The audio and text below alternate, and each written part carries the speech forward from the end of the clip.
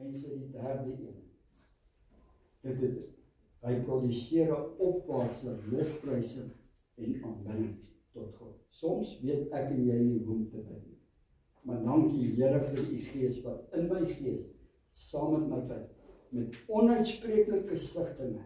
Want die woord sê, ons weet nie altyd nie, maar die Gees van die Here weet wat God se wil is. Hy weet. En wanneer hy bid, bid hy in die wil van die Vader. En dan kom dit in vervulling. Dankie Here. Kom ons bid. Vader, ek dank u vir u heilige teenwoordigheid. Here, dankie dat u nou by elkeen stil staan. Ja, Here, ons wil kom bid. Vermoere elke oog van fonteine wat verstop is. Here, dankie dat u dit oopmaak in die naam van Jesus.